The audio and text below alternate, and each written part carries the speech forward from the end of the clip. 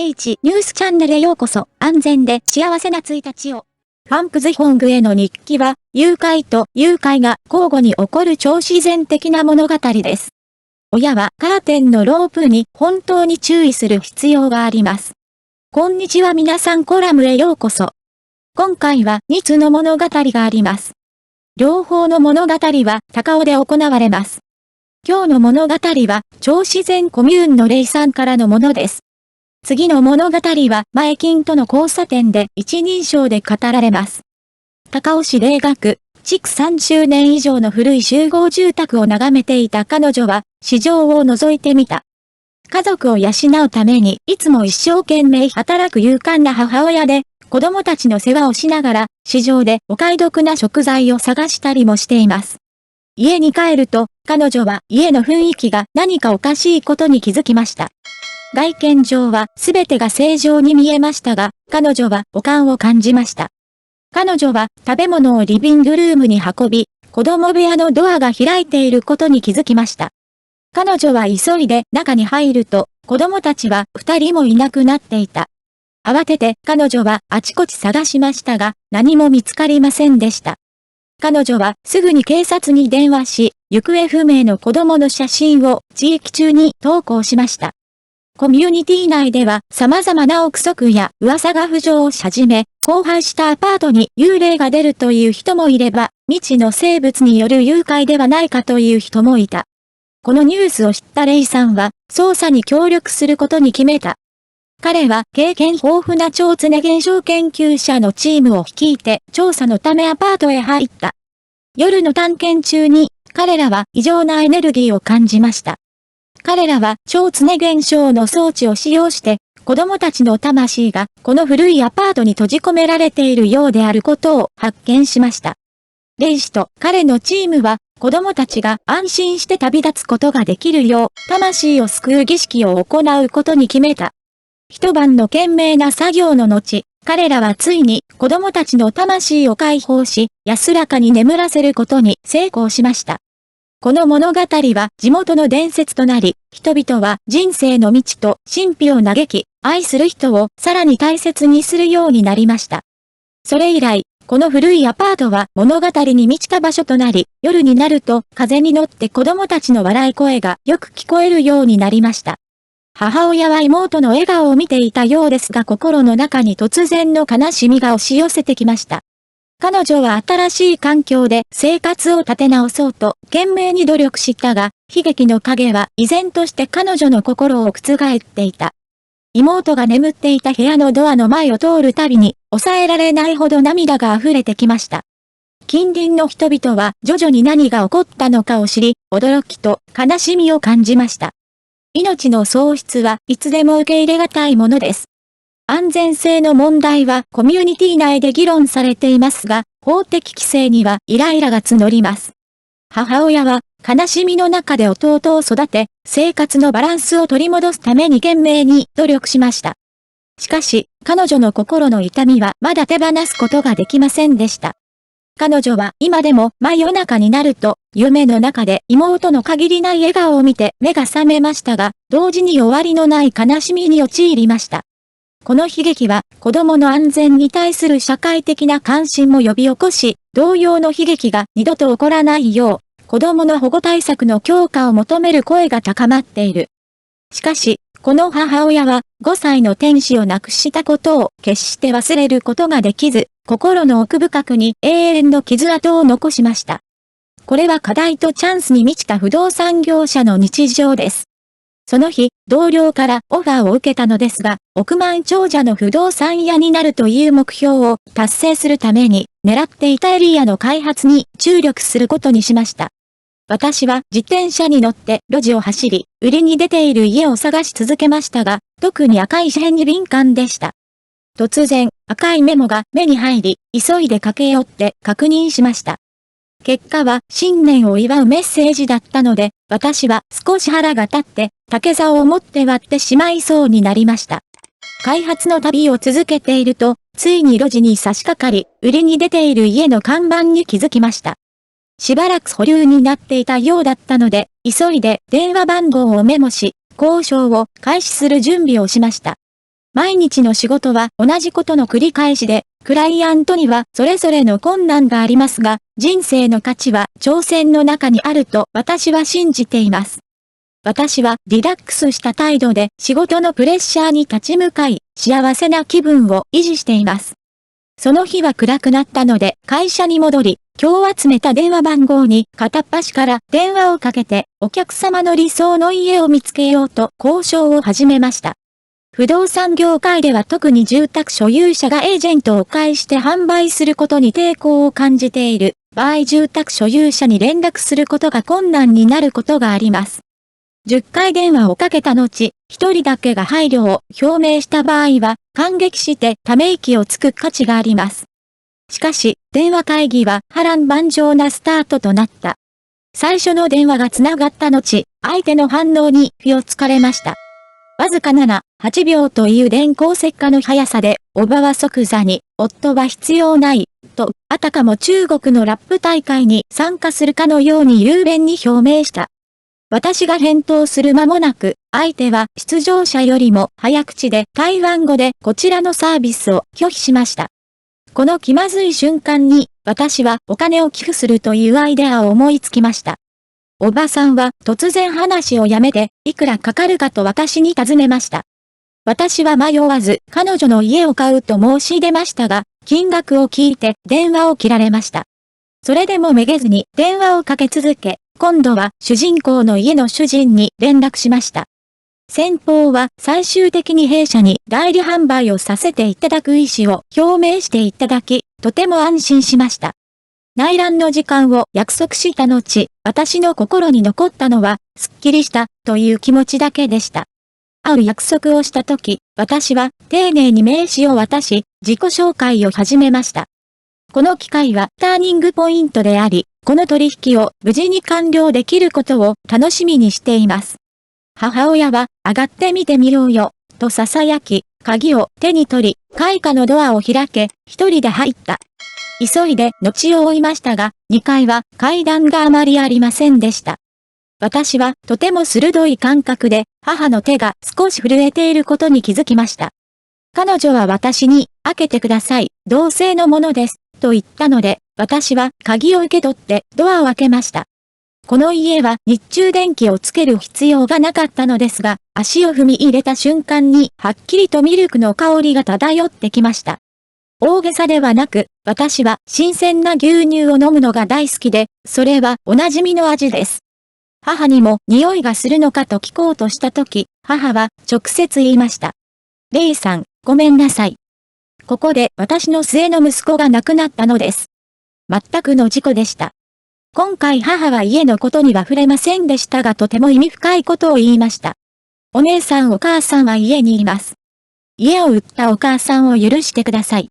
できれば、この兄貴ができるだけ早く家の取引をまとめるのを手伝ってください。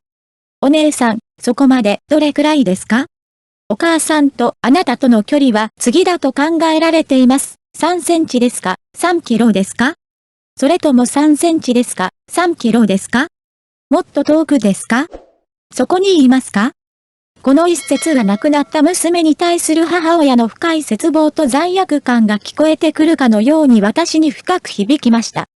この瞬間、家は取るに足らないものに見え、母親の心は涙と目で満たされました。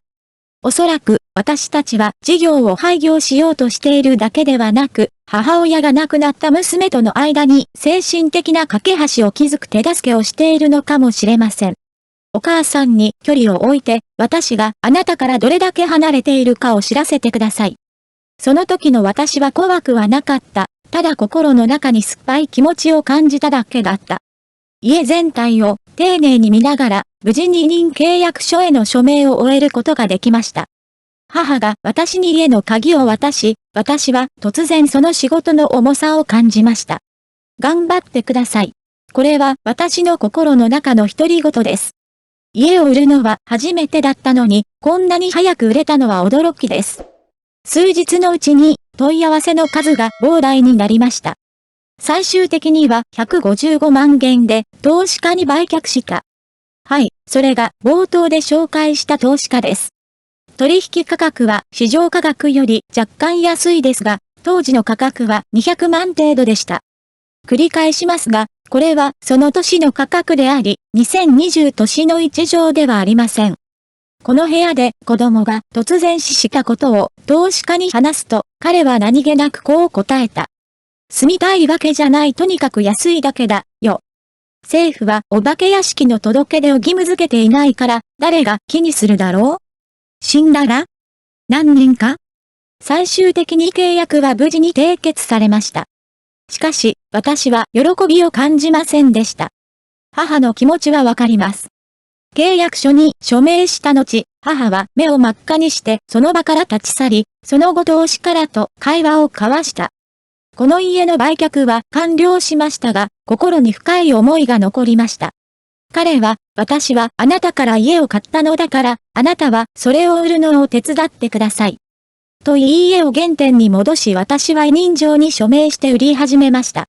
私は興味深く尋ねました。あなたの希望価格はいくらですか？基準価格はいくらですか？投資家は希望価格は298万で基準価格は260万です。と答えました。心の中で密かに嘲笑したが、これは盗賊の作戦に似ているだろうか？ 155 万で買って260万で転売したので、塗装代を差し引いて直接90万稼いだことになります。頭の中に1000の言葉があったが、ビジネスにおいては常にビジネスを遂行しなければならないので、私は同意してうなずいた。元の所有者は2人の子供を持つシングルマザーでした。ある朝、シングルファーザーが私の広告を見て、2人の子供を連れて私の家にやってきました。会った瞬間、心に電撃が走った。購入者には息子が2人いて、長男はもうすぐ中学生、次男は小学1年生です。購入者のご家族を物件内見に連れて行く流れはとてもスムーズで、価格についても相談するようになりました。私の前には購入者の父親と長男が立っていたのですが、その後ろで幼い男の子がカーテンロープで妹の首を絞めているのが見え、複雑な気持ちになりました。笑顔で手を振りましたが、父も兄も背を向けていて、綺麗に整えられているので、当然見えませんでした。私の努力の甲斐あって、相手方の仲介手数料5万元を受け入れることに成功しました。交渉金額は238万で、ヴァンパイア投資家の260万と22万しか変わらなかった。これならいけると思ったんですよね。しかし、この難しい投資家は10万ドルしか落としたがらず、私の代理店サービス料も割引したいと考えていました。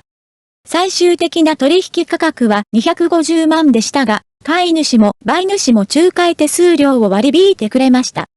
私が受け取ったボーナスでは、普通の B&B での一晩の費用さえカバーできません。